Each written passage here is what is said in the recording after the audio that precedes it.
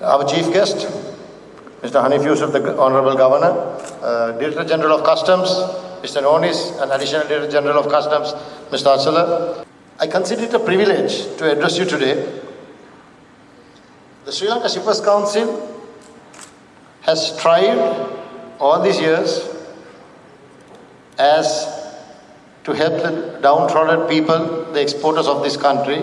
As you saw the corporate video, shipping lines, consortiums, etc., pushed us down to the very bare bones of our existence. Even though we were the goose that laid the golden egg for them.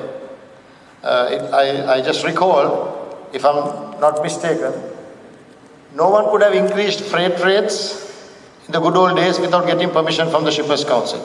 And I have the documents to prove it. That's how powerful this council was. However, over time, interests moved to different directions, and today we are on a highway pushing government and all border agencies, border protection agencies, licensing authorities to go digital. The perennial problem of corruption has always been an allegation to the importers and exporters of this country. We are the most corrupt. I am not ashamed to say that, but it goes too deep into my bones. We are the people who are willing to pay the underhand payments from managing directors to wharf clerks to get our job done, and then blame every mother's son who handles these documents. We are the people. Be it customs, be it BOI, we are to blame. We created that cancer called corruption. Am I wrong? I can give you proof, ample proof. I have video recordings, voice recordings. So, we stand, the Shippers Council stands today to eradicate corruption.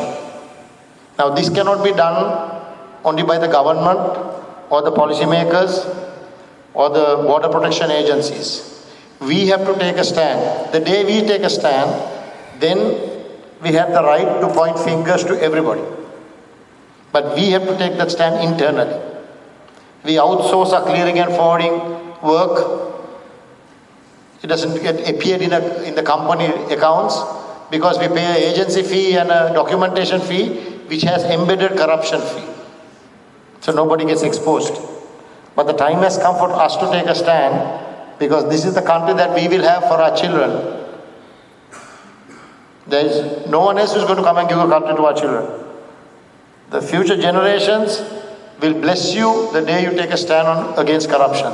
Once again, I am pleading to the importers and exporters of this country, the managing directors, the managers, the executives, and even the wharf clerks, stopped aiding and abating corruption. Until then, it's no point me going on to talk shows or meeting with respective border protection agencies. Nothing will happen if you don't take that stand and you don't stop this corruption. Frank, it's going to be a difficult task for you. I believe the groundwork was set by the Shippers Council to now take this to the next level. The only way we see this possible is eradicating human connections, interactions, and face-to-face meetings with anyone in the import-export trade, and to go totally digital.